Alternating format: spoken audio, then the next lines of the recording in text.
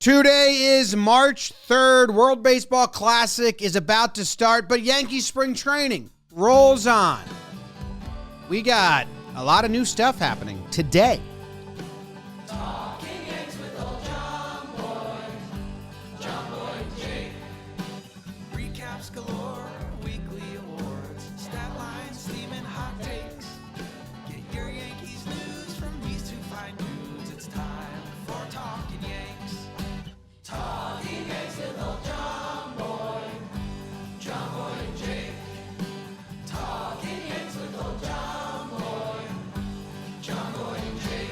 Hello and welcome to Talkin' Yanks. My name is Jimmy. His name is Jake. BBD producing in the corner. Yankees debuting some new people in spring today, debuting some new people in new positions. Things are getting a little interesting. Judge is off to the World Baseball Classic, as well as 10 other Yankees, who I think they're breaking a record for most a team has ever sent to World Baseball Classic. I'm not positive on that. And also the tea leaves are starting to show themselves as far as roster construction lineup. So that's a lot of fun stuff to dive into. Jake, how are you? James, Davis, Ellie, everyone tuning in. We appreciate you. Subscribe. Imagine. Go buy a shirt. We have official shirts now. Yeah. Official MLB shirts with the Yankee logo, pa. I'm excited about that. I'm going to go maybe buy myself one. I think we have some maybe right outside the door. Maybe we'll throw them on later in the episode. Tune in for that. Yeah, man. What if I told you, Jim, about 3 weeks from Yankees baseball? Still feels like too much till like far. Like I'd okay. like it. 3 weeks is a long time. 3 weeks is a wrong time. I feel like these 3 weeks go very slow. Like it kind of like you get excited about the timeline and then you're like, oh my God. Traditionally, yes. But like you said, we're getting started earlier and earlier, and WBC is about to kick into gear that like I think we're going to be blinded by WBC baseball. It's true. That will be a nice distraction. I think we're going to snap and we're going to be like, what? We're doing games this week? Cuts those 3 weeks kind of in half. That's true. Still have a lot of people that haven't like played yet. Okay. You know, like Fried and Stanton are making their debuts today. Right. Schlittler still hasn't pitched in spring. We'll talk about that. I think Escara, this is his second game. Escara. Yeah. So there's still slow playing. Had his hardest exit velo. Hardest exit velo ever. Oops. Yeah. I don't know if he's on the roster. It's seeming like no. Austin Wells, Wally Pipp called. He left you a voicemail. He wishes you good luck. Is Wally Pipp still alive? No way. I don't think so. Zero chance, right? I think Wally Pipp is dead. 88 years old, you think? What would you guess his death age? BBD, I haven't done this. Can I request you go on? Can I request you go on the solo shot of me for a second? Wally Pipp has died. A long time ago. Yeah? Yeah, he died at the age of 71 in 1965. Okay, so Wally's been gone. But an all-timer. He died a long time ago. A long time ago. That's crazy. Is he an all-timer? I don't know. His name's still in the lexicon. It's like the Mendoza line, kind of. Like he's known for getting beaten out. Like it's not a great reason. But by a legend. Not like, yeah. You don't just say like, oh, this. Was Wally Pipp good before Lou Gehrig? I think he was. I think Pipp was solid. I think he was really good, yeah. He got iron horsed. What an idiot. Oh, damn. Why would you take yourself out of the lineup? If your name is Wally or Pipp, comment below. Whew. All right, so the Yankees, first topic. They signed Randal Grichuk. He's been a guest on the show, and he kills the Yankees. We should have tweeted out the clip where last year I told Boone, I said, please don't pitch to Grichuk with the game on the line. What did he do? Brought Leiter Jr. in with bases loaded. Grichuk hit a bases clearing triple or a grand slam. I forget. Or maybe it was Fernando Cruz that he hit it off of. And then the next episode, I said, Boone, I tried to tell you. And he was like, what do you want me to do? Well, now we don't have to worry about that. I said, yeah, don't pitch to him. Guy kills you. We don't have to worry about him. It's a minor league deal, but they do have $2.5 million if he makes the roster. All signs seeming like he's going to make the roster if he's healthy. Oh, is this it?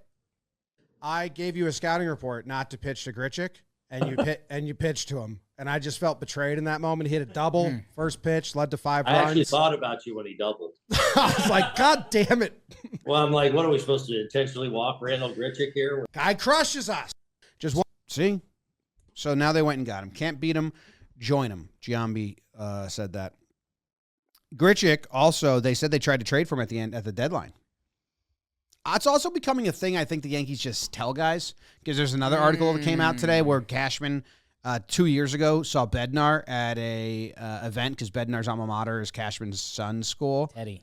And told Bednar, like, we've been trying to sign you. Yeah. And then they did sign him 2 years later. Well, it's also true, but it's like a lie of truth. We'd love to get you, man. Like, no, we tried to sign you. If Boone, They do try to trade for everyone, they just offer them nothing. Yeah, if Cashman sees a true. player, he should always say, we've been trying to get you, because it's not going to. He has. Yeah, I think that's just like what we he know said. they were literally looking, had a phone call. It counts. We know they were looking for righty bats last deadline, so they call every team with a righty bat. Yep. They look for the cheapest price, and so and I probably called about Bednar every year. So yeah, it's a veil of truth. So I think Randal Grichuk's going to make the team. I think that we have quotes about Dominguez as well from Cashman saying he needs to get everyday reps. So I'm almost past that discussion of roster manipulation, because then there's also today McMahon is playing shortstop to see if he can fill in a pinch when the opening day roster comes. And Oswaldo Cabrera is questionable to make the opening day roster. He's not. Which means he's not. He's not. Yeah. So Oswaldo Cabrera is not on the opening day roster. He's not sliding. He's not ready. sliding. He's not sliding yet. He's not sliding yet. And then this wasn't a quote. Our good friend Brian Hoke wrote it in his article, but I'd love to hear Boone say it out loud, that he is considering versus tough lefties using Rice as the catcher, so he can get Goldie at first base, which, like, you have to get Goldie in versus tough lefties. So I understand, because he's the best. He was the best in the league last year. But that makes JC Escara's spot on the bench up for grabs too. I believe Joel Sherman or Heyman, one of them, said it might be like Max Schumann, just because you don't want to lose a spot as the backup shortstop. Grichuk and Noah Escara. And especially for the first 2 weeks of the year, I believe the number's 4 off days in the first 13 games. That how many times do they need to sit Wells is what the Yankees. The Yankees find this as a place they can take advantage. They've done it the past few years, that the start of the season between roster management and the off days, they think they can get an advantage, and they hate losing assets, and that could be Max Schumann. Yeah, it seems like Randal's on the team. I'd be interested to see, I don't even know, could he have a bad spring and they don't want to tap into that $2.5 million? We've seen the Yankees handle $2.5 million differently than we'd expect sometimes. It'll be interesting. When's he getting into games? I saw him he had a nice on his Instagram. He had a nice picture of him wearing the Yankees spring training gear. I was like, that's nice. Year 13. Which that's also the further we've gone in the baseball world. Anytime someone can flex that's 10 plus years, that's pretty crazy. And he hits lefties really well. So last year he came down a little bit, but the 2 years before that, a 900s OPS. Did he come down after the trade? That's something I read, that his numbers before getting traded were great. Well, not great, but good. And then post-trade tanked his season in a way. But I didn't check it. I think they were better with Arizona, but they still weren't on par with who he's been. Look at him in the Yanks. Look at that. Yeah. He had a quote about that, actually. He said that the underlying metrics were still there. My barrel percentage went up, exit velo went up, swing and miss went down. All that stuff stayed similar or went up, but the baseball card numbers weren't there. The underlying metrics made me feel good, but hopefully I get the baseball card numbers up this year. So if that's true, well, the metrics liked him. Maybe the ballpark didn't. And he really, 2024, 319, 386, and 913 OPS. And yeah, he's got his second most home runs in his career against the Yankees. First is the Orioles. A little Glaber there. But yeah, I'm interested to see. I mean, he's 34. And yeah, his numbers did trend down last year. I like that he has the other numbers. And yeah, he's coming into a role that it seems like is fits, but it's also really tough. It's really tough. Okay, we're going to see one lefty this week. We're going to see one lefty in the next 13 games. Like, that can be tough, but also being like a career MLB veteran. And just like our little unk sesh on the bench right now. Goldie, Rosario, Grichuk. I've been begging for veterans on the bench, so if it doesn't work out and I'm halfway through the season saying this stinks, I will say I was wrong. But right now, I'm kind of pumped for it. Instead of having young rookies on the bench, having kind of vets who know how to prep. Rosario actually has taken Dominguez under his wing, which we saw last year, because he said they have something in common as like hyped prospects that didn't pan out. But he's gone but now. Dominguez hasn't like not panned out yet. He's still young. Yeah, but that's what Rosario was saying, or they were saying. But also how to be a bench guy. I'm excited, although part of me. Do you have? Can you find that thing I texted you, Beebs? That image, because that's where I was last night, starting to like. We get to a point of spring training now where they gave me enough tea leaves where I'm in my Google Sheets looking at projections and lineups, and I was like, man, we talked about the other week how much they love playing their righty bats versus lefties and stuff. And I was like, they have a lot right now. Yeah. I feel like other people can be looking at the names in a very similar light that we looked at. Jemai Jones, J.D. Davis, all that. But I have an affinity for Grichuk because he crushes the Yankees. And I liked Rosario last year. But, I'm not my bias, or could people be looking at this lineup that we might put out versus lefties and be like, that stinks? Maybe? Might be the best version of a... Yeah, it just leaves some wiggle. I mean, luckily Goldschmidt's name obviously carries in what he did last year versus lefties. He's built up a lot of credit. Rosario, I mean, in that second half of the season, what we saw. And then Grichuk, yeah, he's got a resume, but also, like Austin Slater had a nice resume, and then we saw him and we're like, I don't know about this. So, like, baseball just happens quick, especially if you're in a limited role. This is what I put together in bed last night. I was like, all right, so versus righties, we kind of know what that is. It's Grisham, Judge, Belly, Stanton, Rice. That's a great 1 through 5 because it's every other. Yeah, I think they like to elevate Rice above Stanton. If it's a righty, they like to get that double lefty out of the way earlier. I think they did that. I couldn't remember really, and I was in bed, but you can finagle it those ways. Yeah. More of the names is what I was trying to look at, because what's interesting, I think, and this is just, I don't know if this is right Yankee thought process, but right now that leaves 3 straight lefties at the bottom. That if you move Rice up a spot, Stanton down a spot, you're right. then you can slide Caballero down. You're right. It was more the dance of versus lefties. Okay, so if Goldie's going to play first and Rice is going to catch, well, now Grichuk can get in there and Belly can go to center field. Belly hits both righties and lefties. You get Grisham a day off in center against tough lefties, and you just have you have Rosario. You have a ton of platoon. This might be straight up wildly different lefty versus righty lineups. Yeah, I think so. I think that's what they're rolling out there. And I think they had some quotes going back, or maybe we called Boone out. Because the early Dodgers, before they turned into this level, the Dodgers used to do this. They used to have like a lefty-righty thing, and they got yelled at in that Red Sox World Series in 2018 because they didn't start. They're really like Bellinger was winning MVP and not starting because they had platoon guys. But yeah, we saw how they implemented the bench in the second half of the year in the postseason. The thing I'm worried about is Rice. We're talking about if Escara is going to make the opening day roster because they've had some hints about that, which I'm not even sure who that spot would be for. This Schumann, kind of like you said.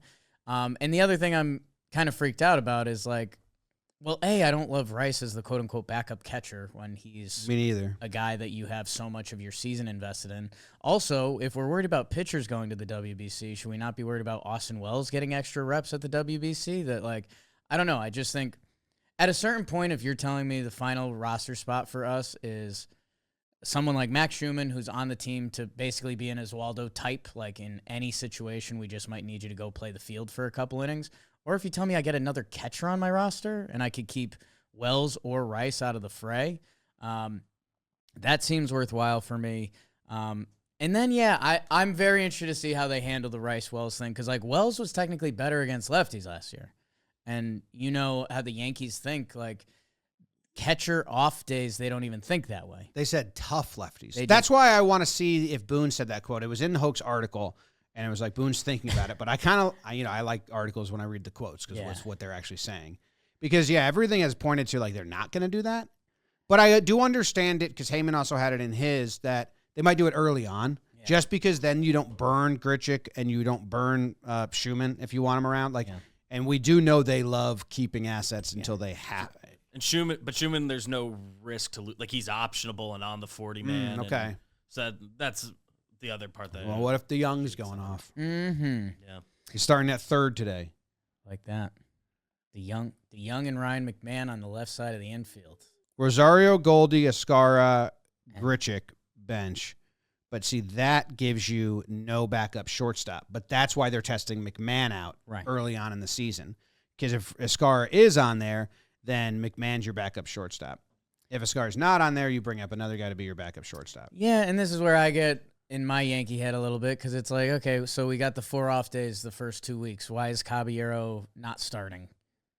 And then, if he gets banged up. I think he's starting. That's what I'm saying. They just need a backup. Why? Because he gets hurt? When's he coming out of the game? Like, okay, if he gets hurt in one game, Jazz Chisholm played a ton of shortstop. Like, I just don't think you should be making roster decisions for 2 weeks just in case you need 4 innings from a guy. Yeah, I think that's just weird. I think it's just kind of standard baseball brain is you need a backup shortstop on the roster. And again, you can always call someone up, so it's not right. But if it's McMahon, but that is kind of just the way for we're like wired Jazz to think. for a day. Well, that's why they're testing McMahon out. Exactly. Rosario, well, I think to get through a baseball game, we have guys that it's not like you're putting Austin Romine out there and like, whoa. But I think they agree with that. I think they're saying, okay, Cabrera's not going to be ready for the season. We don't want to have to bring up another guy. Let's just see if we have enough options internally to make this fine. So I think the Yankees are on the same page as you. I think they are, yeah. But that would leave then Ascar could be on the roster and Grichuk as the 4-man bench, which I think makes the most sense. That's what I would bet they're doing. I think so, and I guess the only other the note from there that hasn't jived with my brain, and we've talked about this previously, having Ben Rice be your catcher for really tough lefties. Yeah, cover your ears. It's fucked. Yeah, that's just dumb. Mm-hmm. It's rude. Kind of, yeah.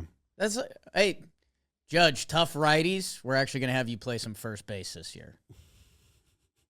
So think about that and think about this. Rice really wants to play every day, so if that's a way to not make him a platoon forever, that's great. But he said the more I see of them, the better I'll get. I'm just trying to prioritize seeing them. If there's ever live BP going on, just keep seeing them and seeing them. Seeing them and then seeing them. Mm-hmm. So he's in. He wants to face all the lefties, which is good. I mean, the other thing that's probably in the equation there that makes things a little less choppy is the Giancarlo rest day schedule, which Booney talked about again. Yeah, that was interesting too. Because last year he was kind of, I don't want to say split proof. He was really good against both sides. The year before that, he was better against righties than lefties. But when you're talking Goldie and Rice with first base and DH, I don't know. I think there can be some days they'll see a lefty and it'll be one of Giancarlo's off days, and they're like, yeah, we just want to keep G off his feet, and it makes the problem a little easier. Although when we lose those games and Stanton's not in the lineup against the lefty, then it's like, I hate that. Yeah. They said that Stanton is likely to start 7 out of 10 games during the regular season, which would give him, if all things go to plan, 110 to 120 starts.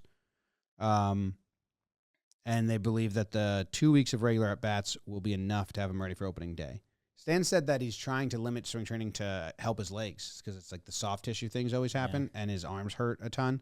He had some funny quotes. He was like, the can't open a bag of chips was the biggest one. But they asked if a full offseason will heal him, and he was like, that'll never be the case. Yeah. Not while I'm in this line of work. You have your good days and bad days, just like your mood and everything. It's not going to be fixed in surgery, and I don't care what any doctor says because they don't know what's going on. Tough. That's crazy. Yeah. Yeah, the doctor quotes were a little intense. A little intense. Imagine being your doctor and you're telling Stanton about his elbows, and he's like, no, you don't know.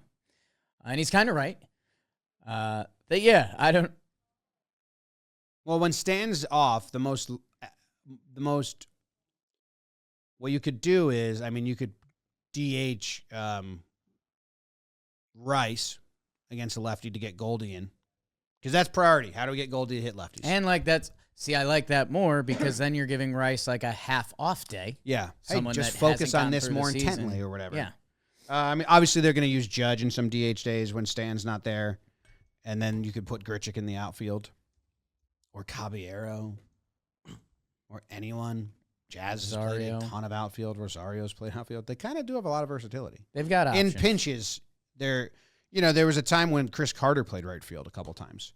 Neil Walker played right field. He'd never played a game before.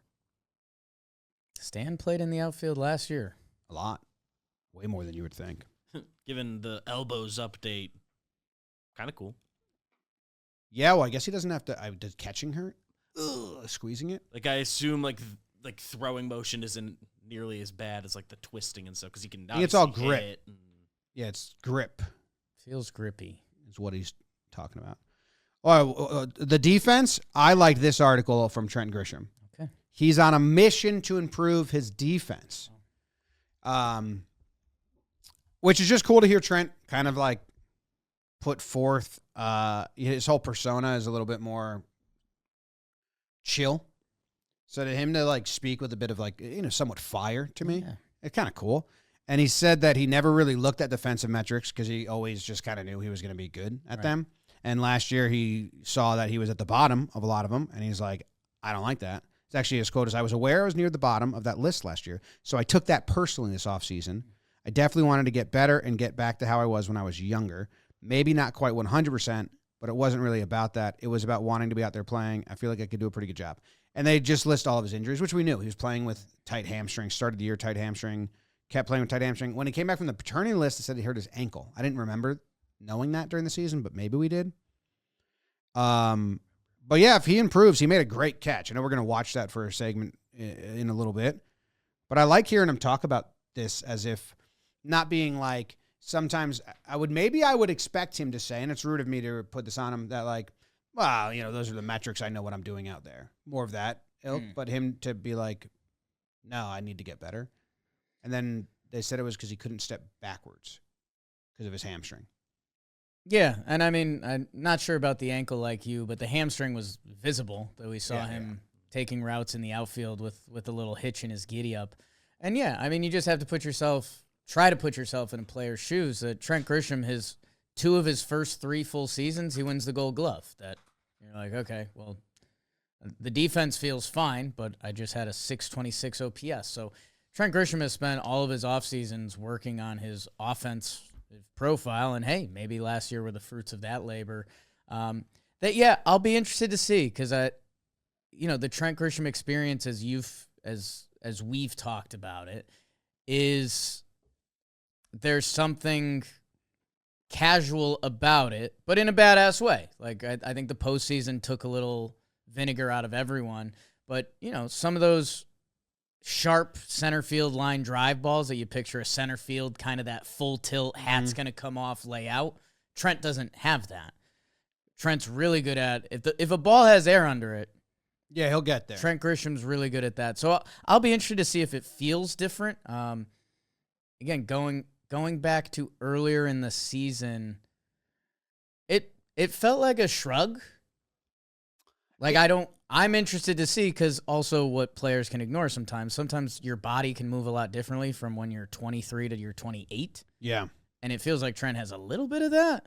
Yeah, hopefully the legs are healthy. That's kind of what even outfield coach Luis Rojas was saying, that like he couldn't backpedal, so balls over his head were super difficult. And there was a couple, I remember, like he just came back, he was playing kind of limpy, but he's in center field, so left center to his right, like he was just like chasing it and just like had no final push. Some outfielders make those final 4 steps to like get there, and he Top just speed, kind of never did that, just died. But even when he's at his best, he plays the That's what it outfield looks like. where it looks like he caught the ball at his limit without exerting himself, no matter where it was. He's not a get to the spot. No, which is he's cruise control. Cruise control, and I know how to meet the ball where it's coming down. Which, yeah, and he deserves credit for that at this point, because you lose credit for that if you have a play like Nitro did the other day in the outfield. We don't talk about that. I didn't see it. Last out of the game. Wow. Yeah. You were watching the ninth inning? Or I watched a full baseball game on Saturday. That was nice. Yeah, I'm full tilt Yankee. I was watching the final inning of the World Series. I mean, Yankees classics, we've joked about this a little bit with Yes Network. Sometimes they throw a couple classics out there that aren't as classic. I don't have Yes right now. My cable got messed up in one of the storms. Oh, that's right. So it's really brutal, but I have, the apps. So there was no real sports on TV last night. Hit some golf balls. And then I was like, am I going to watch something? There was a college basketball game on. I didn't really want to watch that. And I was like, whoa, World Series, Game 6, 09, final inning, Mariano, fire me up. So I watched that. Leads right into, Michael K. interviewing Jeter on the field afterwards. Gold. Good as gold. Like, social media team, find that and just post it. K's first question to Jeter was, he's like, geez, I know you've been wanting to chase down Yogi. Do you think Does this championship make you think you got a better chance at it? And he's like, Michael, we just won. He's like, so that was good. And then that led into Hideki Yankeeography. Oh, dude, I used to crush Yankeeographies back in the day. Freeze frame from that is the best Hideki's ever looked. He's got this nice little brown. He's showing a little chest. The hair's done well. Lights aren't too intense. And then they just do the whole Hideki story. And by the way, Ichiro and Hideki, I know they get their snaps. They both deserve more snaps. Ichiro was the first position player to come over from Japan. Won MVP his first year. Had to. Is he gonna be good here? He's the best player. Have to. That's like what Could also been like top 5. No, have to. Jackie Robinson. Got to be the best. So, and Hideki's defense was really good. Hideki played center field chunk his crazy first year. He took like really good route. They had a Gene Stick Michael cut. I was thinking of Ichiro's arm. I don't know if Hideki's arm was great. His arm wasn't great, but his so they're doing the different players, and everyone's like, heck, Hideki was all around, and he's a good ball player, and all this. Cuts to Gene Stick Michael, pay your respects, who sitting there like he doesn't know there's a camera. He's in like a Yankees tracksuit, and he's like, Hideki's first step was better than a lot of guys. And it's just like, oh, all right. I believe that. Now we have stats. He had good sliding catches, which I think come to he was appreciate over the Bellinger-esque. year. But then he hurt his wrist on it, so I don't like that. And Hideki played 1,250 straight games before coming to the MLB, where he then played 163 and then once. Crazy. I'm happy for you. Yeah. Sign him. This episode is also sponsored by our good friends over at Shady Rays. That's right, they're back. They love you guys. We love them. You love them. Shady Rays. The sun is coming. Supposed to be 70 next week in the Northeast. Wow. Excited about that. Throw my pair of Shady Rays on and just stare at the sun like it's no one else's business. Just me and the sun and my Shady Rays. You can do the same thing. Yanks 40. They're 40% off.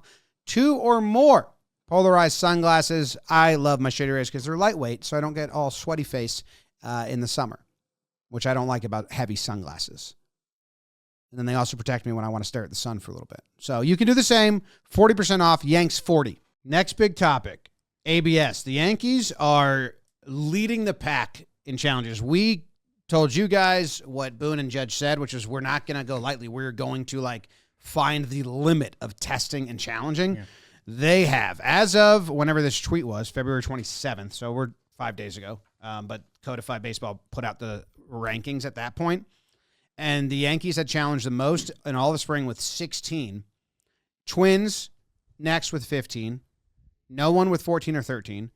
The Dodgers, only 2. The Orioles and the Mets, only 3. So they're at like a 53% clip.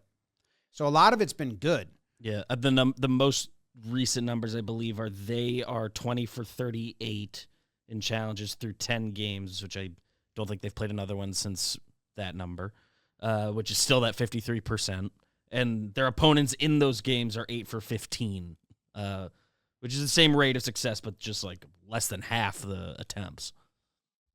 So that's numbers from in the games they played there. I'm trying to find the video of, I think I have it here. I think Made the Cut did it. Okay, because we've learned some lessons. Like, the reason the Yankees are doing this is to learn lessons. And because I can share this with you, it's at 59 seconds in. But it's a good visual to show. Because Fernando Cruz, that one went kind of big, like all of baseball saw that one. Luis Hill also tried to challenge one.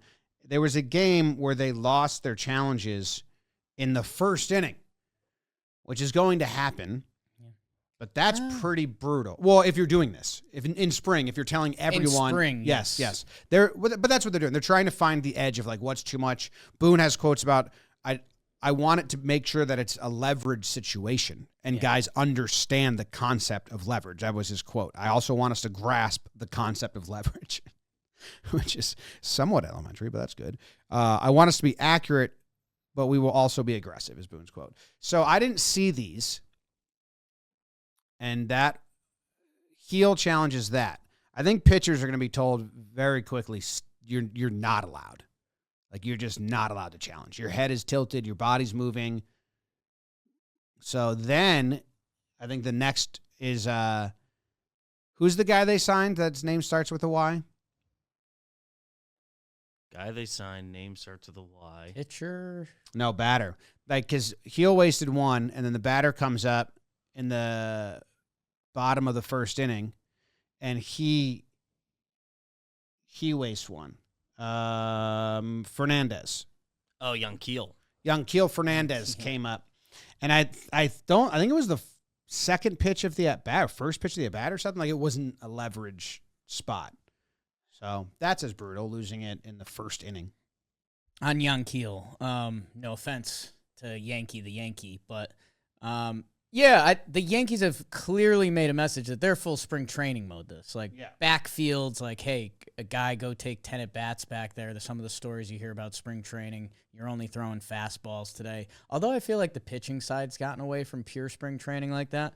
I think it's a player-to-player thing, and I think you don't want to put anything too far in a box. Like, after that Fernando Cruz one, Tim Hill, he wins a pitcher's challenge that next inning. Yes, the catcher is going to have the best viewpoint, but also, like, depending where you're at in the game and what's going on, it could be overwhelming. Like, if we're thinking about some of the stuff we just talked about, our catchers, like if Ben Rice has to jump behind the dish in the 8th inning of a game because we're doing catcher roulette or something, where's he currently at? That the Yankees are finding their boundaries, like we did with the pitch clock and calling time and throws to first. You learn some different nuances throughout the way. That, yes, pitchers are going to be emotional in that moment. They have the most movement. But also, like, Tim Hill could be an interesting loophole because he's a 1-of-1. That maybe a catcher would struggle with that more than Tim Hill because he's had his whole career. So I think it's about finding the boundaries. And I think the Yankees, I don't know if it's the right approach. They've basically gone in like let's mess around as much as we can. They're basically creating data points, while the Dodgers are kind of going very Dodgery, and they're just like, you guys kind of know. Like, don't. If it's a ball. Dodgers kind of revolting against it, saying we're not going to use this. I like what the Yankees are doing. That's kind of how I always try to operate: is find the line and then peel back. Heel tried to in that video later on. It's really funny. Heel tries to challenge another one, not realizing they are out, and I don't know who's behind the dish. I think it's Wells. It's just like, don't have him. Don't have it, guys. Sorry. They've been more successful than not. Like, obviously that game was brutal, but they have had the most overturned right there. Yeah, it's like, nah. Or is that the one he did challenge? I think maybe the catcher was telling him there as well, like, no, this one. Yeah. This is in the 2nd or 3rd inning, and they're just like, nope, don't have it. Sorry, dog. And the Fernandez one, it was a steal of second called strike, so I wonder if he was thinking the umpire was distracted because the catcher threw it and all that, and he challenged it, and it was right in there. But I like what they're doing. As long as it gets refined going into the season. Like, hey, like you said, we made a giant data point. Let's now go look at who's good, who's bad, blah, blah, blah, blah, blah, blah, blah. I think early on, I think the Yankees are going to let it go. I think the Yankees believe in themselves as a professional, we trust you, do your thing organization, that it's just going to be a matter of get it right, and guys are going to get it wrong, and then they're going to have to peel back their rules from there. But, like, two guys on different ends of the emotional spectrum, Jazz and Trent, I think in their first at-bat, if there's a big miss, they're going to go for it. Yeah, I don't think the Yankees can reel that in. And actually, it was Trent that got one, and Boone said that was an emotional decision. You know, you would think that was going towards Jazz, but no, Jazz just hitting hole-in-ones with practice balls. Jazz has been pretty good. We need to get the stats, like individual player stats. I don't know if any website's doing that. I know that someone will do that eventually. I don't know if that's out there, but I'd love right now to see like what's Jazz's personal percentage. You know, the Yankees have that, and they're looking at that. All right. Where do you want to go next? Cam Schlittler through. Lombard's been lighting up in the field. Max Fried isn't soft now, he's saying. Lagrange, they kind of talked about Lagrange in the bullpen a little bit. So I think I found, before we get there, I think I found the numbers for you. Caballero, I believe, is pitching a perfect game. What website has it? It's called Baseball Savant. Kind of a new hipster website. I've got. Oh wow, ABS right there. Yeah, Trent Grisham 3-1, or no, excuse me, 1-2. 33%. That's bringing the average down. This says Jazz is 1-0. I feel like he's challenged more than that. I thought you had. Says Wells is 2-0. So I don't know. They're saying they got it. Wilson Contreras, 5 challenges. It was that one ump. I think he challenged 3 times. The video I did, the one ump. And then Jose Caballero, 4.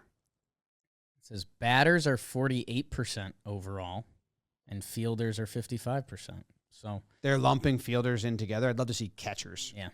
I wonder if they'll figure out that they kind of need that distinction eventually, but for now, I believe they just comboed them. Oh my God, we got 1, 2, 3, 4, 5, 6, 7 batters that are 0-2 so far.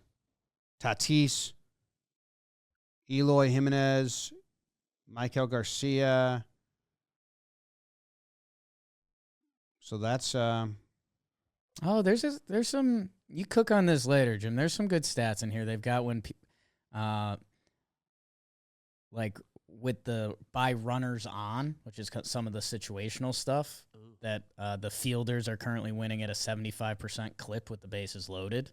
So like those important pitches. On this page they have all that? Yeah, I've got it kind of after all the player stuff. So that's cool. We'll have all of it. 1 day until the World Baseball Classic. That's not true. I thought it starts on the 7th. Do they have an early morning game tomorrow? I know one of the pool. Oh, Australia versus Czech or something like that. What's that? What's that? Japan. What's that? That's your home country. Japan and Taiwan. Your brother's born there. There's a couple games before no one cares about. I think Australia or Czech or one pool plays. I think Australia plays all their games before another country even starts. And like if they don't advance, then they're out. Which didn't participate. Yeah, that's kind of playing the when the Rays just lost 2-day games on a Tuesday and Wednesday. Taipei versus Australia, 10 p.m. tomorrow. Yes. Not watching. I'm watching Japan versus Taiwan. I'll watch the first inning. I don't think I'll be up. Well, I've been up late. Japan versus Taiwan is Saturday or Sunday morning, like 5. Japan versus Taiwan, 5 a.m. Friday, I'm seeing. Nice. I'm in charge of reviewing that game. Both teams. So I'll have to figure out how to have emotions 2 different ways. It's tough. It is tough. This show is sponsored by BetterHelp. It can be tough to know where to turn when trying to handle stress, pressure, burnout, and staying sharp while things pile up. BetterHelp can help you develop healthy coping skills, set boundaries, and support personal growth. Therapy isn't just for major challenges. It's a tool for anyone looking to improve their well-being. Finding time for therapy can be a challenge, but BetterHelp is all online, making it easy to schedule and attend your weekly sessions. Over 30,000 therapists, BetterHelp is the world's largest online therapy platform, having served over 6 million people globally. And it works with an average rating of 4.9 out of 5 stars based on over 1.7 million client reviews. And if your therapist doesn't feel like the right fit, you can switch anytime, easily and at no extra cost. Prioritize your well-being with BetterHelp. Visit BetterHelp.com/Yanks to get 10% off your first month. That's BetterHelp, HELP.com/Yanks. Talk about your boy. Because, let me. The context is when they talked about ER, formerly ERC. ERC. Still likes the nickname. Still likes that, yeah. He is off to WBC to play. Cashman, he's a future starter in the club's estimation. And, no mention of bullpen when they're talking about him. But Lagrange throwing 103. That's different. I know he's got all the pitches to be a starter. He's really been the star of Springs thus far. But now these quotes came with, like Matt Blake said, the stuff is probably even better than Cam Schlittler's was at this point. Cam obviously evolved as the season went on and became a different guy in the back half of the year. Carlos has maybe just a little more notoriety. I'm actually looking for this. Blake said, if he can stay as a starter, where like the ERC quotes where we think he's a starter. There's a Sounds huge, like ERC more. Yeah, no. There's a huge value in that.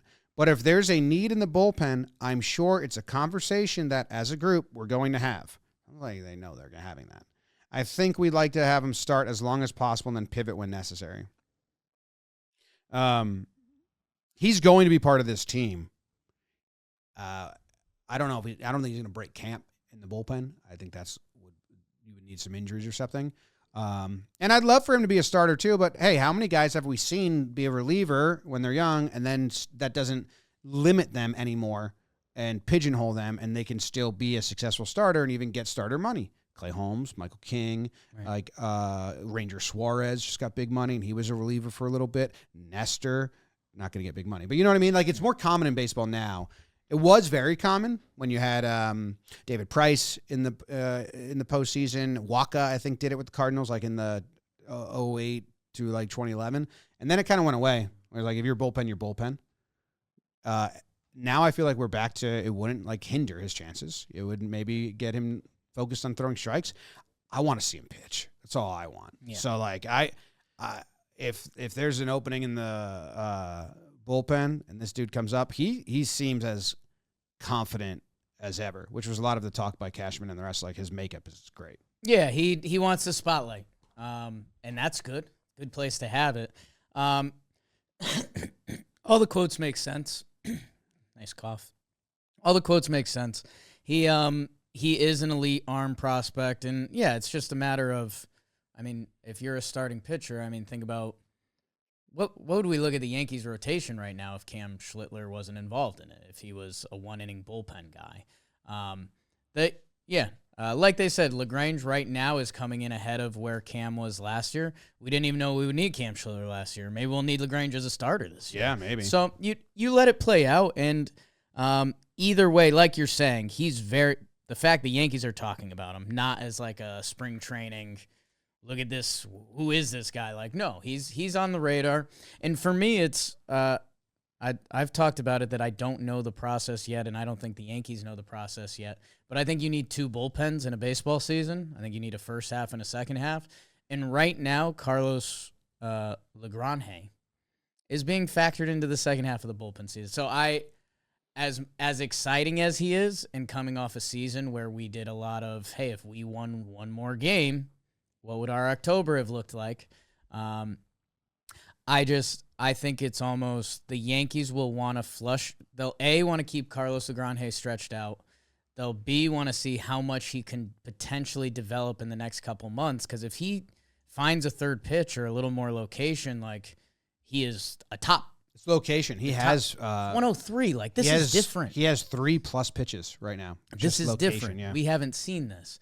That I think they let it get to that point and then see where they're at. So it's a good thing, but I think the Yankees will exhaust kind of all options until midseason before they get to that, whether that's Yerry De Los Santos, Shivili, Dylan Coleman, Harrison Cohen going to the WBC. Like, I think the Yankees will, before pressing the Lagrange button, because once you do, Well, Tiger's out of the cage. I agree with you there, like out of the jump. But I think if a back end reliever gets injured,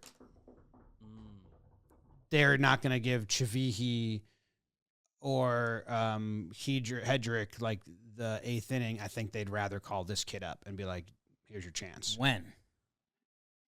Someone gets hurt. Like April? Yeah, Oh, so yeah, I don't think they're viewing it that way. they're talking about him in a crazy way, and his But I think that's what hurts him. Like, they're talking about him as one of the prized jewels that to take away a guy that threw 120 innings pitched last year with his arm talent and then put him in the bullpen in April, and now you're going to limit him to 65 innings this year. I don't think they're going to do that. No. I think they would have the hopes of spreading him out, or like he's like a stopgap. But I think they're going to let him get his shot there. He's too good to not be helping the team if the team needs help. Like his spring outings are unbelievable. He's sitting 100, throwing 41 pitches. He didn't walk anyone. Faced the Twins like a lineup. They made him go throw 10 more. And then they made him go throw 10 more. Like, if you got to do that. But, yeah, if the Yankees need help or are struggling, I don't care what month it is. I think you'd be foolish to not be like, hey, come. I think I come help agree, us. but I don't think they're treating it that way. I could see their biggest goal for Carlos Lagrange this year to get 140, 150 innings. Oh, I don't read their quotes like that at all. Okay. I read their quotes like he will be in the bullpen this year. The way They I said he's Dylan Betances, and then Matt Blake is like, yeah, we'll have that conversation when we have him. I think, like, especially like reading scouting reports and stuff, like, because he has things to work on to continue his development as a starter, like hasn't pitched that much AA yet. I'm guessing they'll, like, first half keep him as a starter, develop, see if those tweaks take shape. But, like, I think second half, like, 100% he's an option. I think that's best laid plans. But I'm saying if there's an injury and you have this kid, Yeah, injuries because it's change kind of like what they said about Lombard. They said his defense is MLB ready, but his bat's not. Well, I think they view Lagrange as a reliever. He's ready. If they didn't think he had prospects to be a starter, he'd be in the bullpen real quick. So if the bullpen all of a sudden is struggling and needs help, that's a push and pull where you say, okay, well, we got this kid. We know he can fucking fire 100-mile-per-hour strikes out of the pen. Well, we're going to hurt him starting, but this helps us right now. It's a push and pull. And the way they're talking about it, just like even the fact that they're saying bullpen and comparing him to Dylan Betances and relievers, makes me think we're going to see him in the pen. And the Yankees have sneaky led the charge on, like, starting pitching prospects that, like, we'll let them, like, learn how to get outs at the big league level in the bullpen. Clark, King, a lot of guys Savvy. just learned, yeah. Yeah, that's the way I'm reading it. I'm not trying to kill him as a starter because I think he can still do it while helping the team in the bullpen this year. Yeah, I think, like you're saying, there's a bigger picture with Lagrange still for them, and I don't think we've seen how the Yankees treat the first half of the season. They don't take it as serious. Well, maybe they'll change. They've been making small changes as we go. Nice. Cam Schlittler finally threw a live bullpen session, 25 pitches. I'm so worried about Cam Schlittler. I think as soon as he fires it up in a game, I'm going to be crossing my fingers and holding my breath. They say the update is that he's going to be ready for opening day, but only 70 pitches or so. And Boone was like, I'll take 70 pitches out of Cam. But that's before we even get to, like, the next step, and we have 3 weeks. So, like, my timeline is like, this doesn't make sense. He's not going to be on the opening day roster. You need to get him into games pretty quick. And it's like he's at 25 pitches in live BP. So how are you going to get him to 70 for an MLB game when he can only pitch 3 more times? So he's going to go into a game and pitch 25, and then the next week he has to go into a game, pitch 50, and then the next week he has to go into a game, pitch 70. but we're getting hiccups and pauses along the whole way. So my spidey senses are not good on Cam Schlittler right now at all. We're on the timeline. I if there's nothing the rest of the way, then I think it factors into the Yankees' plans fines that it just turns into more of a that first week of the season with the off days, with Paul Blackburn stretched out, with Ryan Yarbrough stretched out. It's not a problem. If Cam's only built for 50, if Cam's built for 60, that's still innings.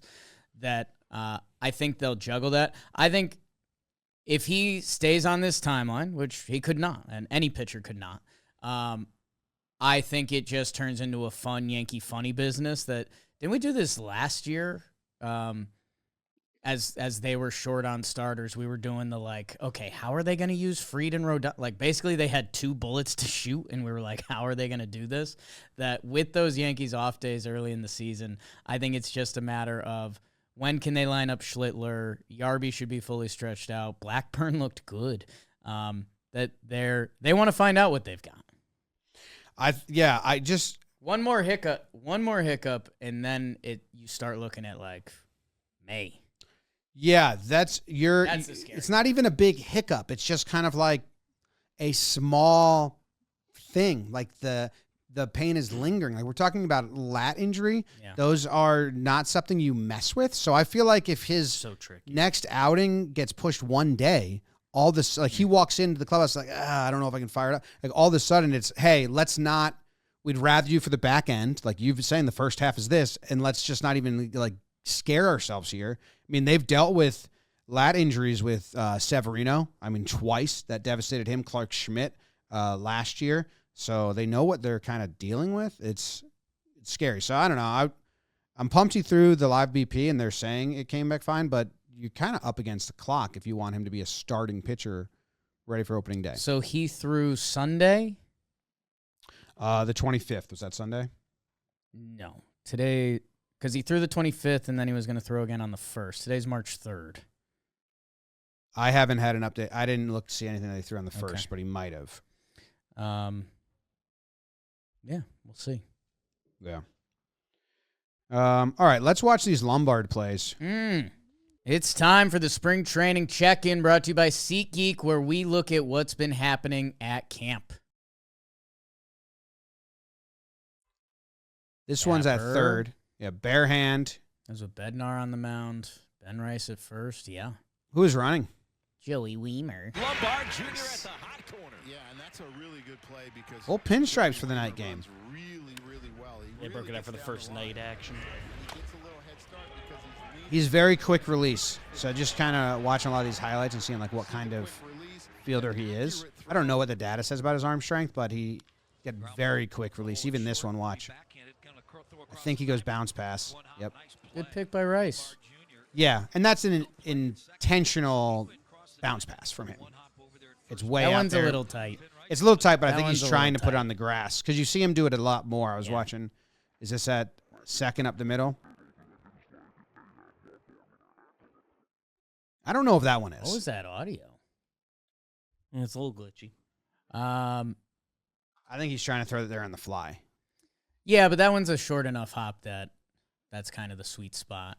No, he looks very talented, and we know how the Yankees talk about dudes sometimes. Like the fact they're willing to say Lombard could play defense at an MLB level today is very strong words from them.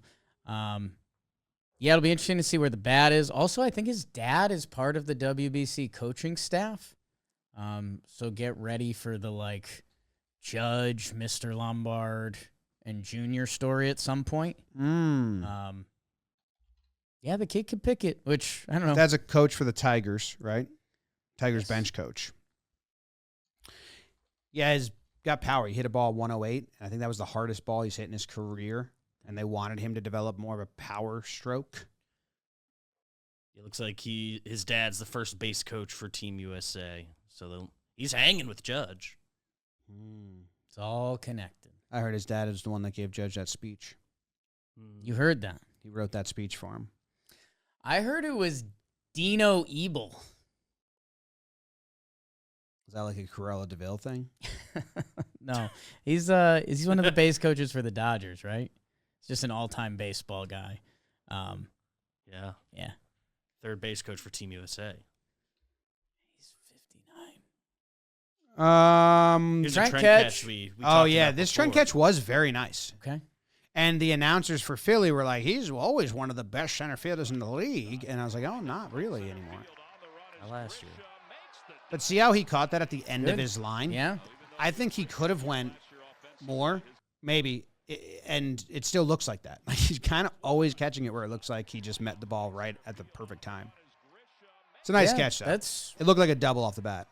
That's the Trent play that I was kind of describing before that we didn't see a ton of last year. Like, didn't have a lot of air on it. Get there, get down. So use code Yanks 2026 for 10% off your next set of tickets at SeatGeek. Boom. Nice. Bucky Dent and Anthony Volpe are a tandem now. Yeah, what's that about? Bucky Dent just told Volpe, Anthony, you have all the ability, kid. I'll watch you. If you have any questions, you come to me. Yeah. And, it's a New Jersey mob thing. Right. So they kind of know what's going on there. Volpe did a whole long interview with Randy Miller of NJ.com if you want to read it. Nothing really there to chew on from that. Asked him what do you think's going on. He said, honestly, I don't know. Bucky Dent was a different era of baseball, man. Yeah. Go look at that stat page when you get a chance. 3-time All-Star. That's good. Career OPS 618. How'd they do All-Star back then? Like, who voted on it? Before it was a fan vote, who voted on All-Star? If you were Bucky Dent and you had that head of hair. Thick hair? Go, BBD, just Google Bucky Dent and look at a couple of his young buck picks. What's Bucky Dent's? Oh, wow. Yeah. He had a helmet. Russell Earl Dent. That's kind of his clean Yankee look. That is. The first one that comes up, it looks like he's like a Blue Jay. Like a And the hair's bird? great. No, he looks like he's. Like on the Toronto Blue Jays? Yeah, he's not, but maybe I don't know. If I just searched Bucky Dent, it's the first image that came up. Yeah. Right yeah, there. that's the one. Yeah, it's Tony Danza-esque. Yeah. Strong. What's that say? Walt Disney Television Photo Archives? What's he doing? Look at those 3 picks. That's everything you want. Oh, Bucky Dent appearing in ABC TV movie Dallas Cowboy Cheerleaders. And that's the hair. Got him that part. Nice. Does he have speaking lines? I think Bucky Dent spoke. Why is he called Bucky? Mm. Huh? Huh? And another thing. Russell Earl. Oh, my God. Wait, his last name is Dents. Bucky and his half-brother were raised by the Dents, who changed his last name to Dent. Mm. But his mother would not allow them to legally adopt. He and his half-brothers were led to believe the Dents were his biological parents until he was 10 years old. That's as confusing as a early life bio I've read. So his parents let another family raise their kids and told them these are your biological parents, but also wouldn't allow them to legally adopt them. Mm. So he was born to Denise O'Day and Russell Shorty Stanford. Nice. Oh, Shorty okay. Stanford. Dent went home from the hospital with his mother's brother, James Earl Dent, and James's wife, Sarah. So he aunt and uncle. Easier way to say it. His aunt and uncle raised him. Yeah. Okay. Big spring training for Bucky. He was working with Jazz. He's everywhere. Hands team. So their name was Dents, and they just said, let's just take the S away? Seems kind of cool. We just like Dent. Yeah. Maybe they just got tripped up with the plural. The Dents Dents. Yeah. The Dents are coming over. That is always tricky. Do you put the apostrophe after the S? Let's see. I already talked about Bednar. That was an interesting story. Cashman Bednar. said, we wanted you. Aaron Boone addressed negative fans. You interested in that? Sure. Fans that want him fired. He said, I'm not oblivious to it, but the reality is the Yankees fans I come in contact with are usually very gracious and really great. But those extreme takes on social media are sometimes not rooted in the best place. So why should that affect me? Great. Boone truly doesn't care what you think. I mean, if you just see him, he is as kind of happy in himself as you can find. Confident guy. All right. He wants the Yankees to win. Quick hitting notes for you, Boom. Jake. Luis Gil's velocity's down. Averaging 95, 96 this spring. It was 97 last spring. I don't know if we care. Yeah, I mean, I think it's Luis Gil's velo I will care about in his last spring training appearance. Okay.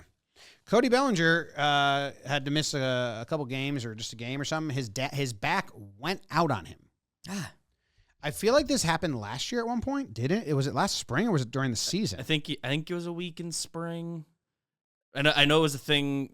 I think people got scared in the spring because it acted up for kind of a similar, like, all right, sit for 2 days, because I think the 2 previous years he had IL stints for back stuff. I think when we got there in spring, he played in his first game last year or something It was like that. when he was coming back. From So his back just went out on him. I don't know. I guess I would guess they do maintenance and it doesn't affect him during the season because I think it's happened 2 springs in a row now. Sounds like a golf weekend. Will Warren moved to the third base side of the rubber for sharper attack angle on lefties. Throw it at their And? body. Hit 96.7 with his sinker, career high. Everyone's throwing as fast as they can. Rigged gun? Mm-hmm. Don't know. But when everyone's hitting highs, everyone's hitting personal high in exit velo and personal high in pitch besides heel. The technology era, yeah. I don't know. If you have a lot of Will Warren stock, you have an argument. He just kind of gets overshadowed by literally everyone else. Including J.C. Escar, who hit, as you noted, his hardest hit ball of his career, 109.6. Check if the Rays' velos were just like rampant last year. Did every Ray have highest home average velo? Is Steinbrenner Field just a rigged deck? We got a juiced gun there. Would they use the same guns? How's that even work? I think the league has to set up Hawkeye. Right. And I think that's what's giving you exit velo and all that. I think it's league mandated that. I have no idea. I'm guessing. Yeah. Maybe I'm hoping. I don't know. I'm hoping the league has to set it up. Yeah. Especially with ABS now and all that. Right. Spencer Jones his third home run. As far as when this note came in, hadn't struck out in his last 6 plate appearances. So that's something. Very low. And Goldie, the first player ever to represent Team USA in the WBC for a 3rd time. This is Bednar's second. So he could, if he keeps the arm hot for 3 years. That's awesome. Yeah. Is Goldie going to get reps, or is it going to be like when Higgy went and didn't play baseball for 2 weeks and then came back to the Yankees? So there's a very clear line of, like, you know, Yarborough is kind of the last pitcher on Team USA right now, that it's very clearly him and Clayton Kershaw are the, like, if we need 4 innings, you guys might just have to go out there. It's interesting because Bryce Harper is Team USA's first baseman, so if there's a tough lefty reliever late in a game, I think in theory Paul Goldschmidt could be a better business decision, but also Should be like an actual option. Bryce Harper doesn't get pulled in a lot of those situations. Yeah. Hey, can you pull up a random video of Bryce Harper catching a ball in the outfield? Okay. Not a diving play, but we had a conversation with, I forget, what coach was it? Oh, Tanner Swanson. Tanner Swanson. About fielders becoming catchers or first basemen. And I always hear about pronating and supinating when you throw a ball. But when you catch a ball, it's also important as well. And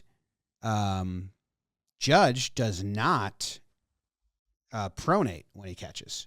With the thumb is down. He catches it with his thumb up. So by theory, Judge might not make a great first baseman if he has to transition. Right. Now, you can always overcome this. Every player does. But it's an interesting little scouting tip where, like, I never thought about it the way a guy catches a ball as if he would pronate supernates. Now, Trent Grisham, I believe he catches it like this. Yeah.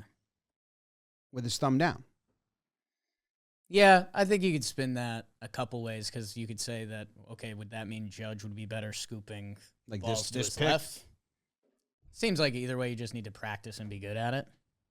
Yeah. Well, Tanner's talking about catcher, which makes Yeah. way more sense. Catcher, you can't really, especially- you can't, He created the new style of catching. and you yes. can't do. This is only for blocking balls in the dirt. This is what we're doing. You have to catch. You have to be a catcher with your thumb down. Yes. But Harper made the transition, Yeah. so I was kind of curious. But Wanted it. I think that's all we got. I'm excited to see Stanton. Paul Blackburn. Paul Blackburn, very efficient, throwing hard. Everyone's throwing hard. Yeah, I know last year was the biggest year that I got sucked into velo, mostly because Devin Williams was throwing 92 and everyone was just trying to play it cool. Paul Blackburn, who I don't know, this offseason I was a little skeptical because I was like, all right, Blackburn, Yarborough, we're taking up roster spots with guys that feel a little repetitive. Blackburn sat 92.5 last year, and he was throwing 94. And it had some nice run on it, and he's got like a pitch mix that, and he cleaned up the beard. Looks great. Looks like Mike McMahon's cousin. Still don't really recognize him. I think we might. I know it's spring, but he looked Well, looked like a strike if thrower. Cam's one bump away from getting pushed, I think Blackburn's in there. Looked like a strike thrower with a little bit of more va-va-voom. Let me read you this real quick. It's funny. Okay. The Bednar article. Bednar. Who wrote it? Because it was just shots fired at Devin. Mm. I don't want to. Okay. Yankees. No. No. What Yankee told closer David Bednar 2 years before the trade with the Pirates? It was Clappish who wrote this article. So I already told you they met at the school because of that. Cashman said, "We've been trying to get you for years." The Yankees had indeed been asking for the Pirates about Bednar. He was a bulldog of a closer with more explosive stuff than Clay Holmes, who eventually lost the job to Luke Weaver. Bednar also had an uncomplicated, can-do personality, unlike the skittish Devin Williams, who proved to be too fragile for the Bronx. I mean, we're just straight up writing it now. Oops. Like that's publicized. That was written. That's written in an article. That's reading an article. I don't even think this is a column. This is like journalism. Yeah. Which means it's being presented as just that's a fact. Yes. Made me laugh. I was like, oh, wow. And then New York was too loud and too the question was whether New York was too loud and too obnoxious for Bednar. The booing, after all, is what sabotaged Williams. I was like, oh, my God. Sorry, Devin. Clappish coming after him. Reported. Made me laugh. But Bednar does have personality I like. Yeah. He said pitching in the Bronx was like drinking fire from a water hose or something like that. You know, whatever that saying is. Yeah. Yeah. All right. Drinking water from a fire hose. Water from a fire hose. Yeah, I like the expression. I don't think Bednar's using it right there. Like, he's still doing the same job. I think he was saying how much it excited him. I don't think that excites it. That's what I'm saying. Normally drinking water from a fire hose is like, oh, I started this new job and I got to learn a ton of new information, and it's pretty overwhelming. Oh, I just think of it. Yeah, I guess so. I don't think of it as a bad Yeah. thing. I think it was a fun thing. I don't think it's supposed to be. I think a fire hose is supposed to be like, It's just like hitting you all at once is what I think of it. Like it smacked me in the face. yeah, Yeah. Which it could have. could have. He was also throwing 50 pitch outings. It's crazy. His first couple outings. That's how he won the people over. Win the crowd. Bednar. Put him to Bednar, Put him to my Bednar. friend says. Francesca says. I think there's only one other thing we got to talk about, Jim. What's that? It's time for our new segment brought to us by MLB The Show 26. We're talking World Baseball Classic predictions, where we predict which Yankees we think will perform well and receive the special diamond or gold World Baseball Classic, MLB, the show card. In my mind's mind, I wanted to start with Caballero because that's the easy one. Because it's like, Caballero has 2 hits, 2 steals, bing, bang, bong. But I think I want to go Fernando Cruz. Fernando Cruz comes in the 8th inning, strikes out the side, screams louder than anyone. That's how you get a card. I am. How do I phrase this? I need Judge to play well. Yes. Bending the knee to the rest of MLB fans and, U.S. fans that now I like this guy. He's coming through in the clutch. If he has a bad World Baseball Classic, the narrative of playoff baseball and can't do it in small sample size, I don't believe that it's true because he did great last year. But that people will latch onto that. Oh, yeah. And be like, well, this guy's our captain. He can't play in the clutch if he has a bad tournament. Yeah. It's small sample size. So I'm not saying I just don't want that to even be an option for the people that want to hate. I want him to be kind of a loved America's captain figure because he's awesome. Right. Getting to watch him Trey is fun. Turner. Yeah, so that's what my hope is. I think Jazz would be my pick. I don't think they're going to advance, so he's got 4 games. So he's got to do it right off the rip. But another guy, and I don't know if Great Britain gets enough attention, but another guy that people just want to hate, but like once you actually like watch Jazz day in day out and hear him talk, you're like, oh, dude, this guy is different than the picked quotes are. So another chance for someone that people kind of rip to win over crowd because Jazz is awesome. Yeah, I don't know where the crowd is with Jazz. I feel like a lot of that's gone away. In Yankee world, yeah, I think outside I don't know. Yeah, I don't know. I could see either way on it. And I could see either way getting MLB The Show 26. Pre-order is available March 17th on PlayStation 5, Xbox Series S and X, and Nintendo Switch. Rated E for everyone. Another good segment for WBC would be like future Yankee alert. Because Murakami was hitting home runs last time. They're like future Yankee alert. And not that it has to be come true at all. It's just like let's let the fan base just grab a guy. Skeens, yeah. Well, no, non-MLB. Oh. Non-MLB guy. Best player from Taiwan team. Gotcha. This Australian goes nuts. Moylan Glendinning. Play him at short. Trust him. Go Yanks. Love you guys. Tell them Grams. Go Yankees.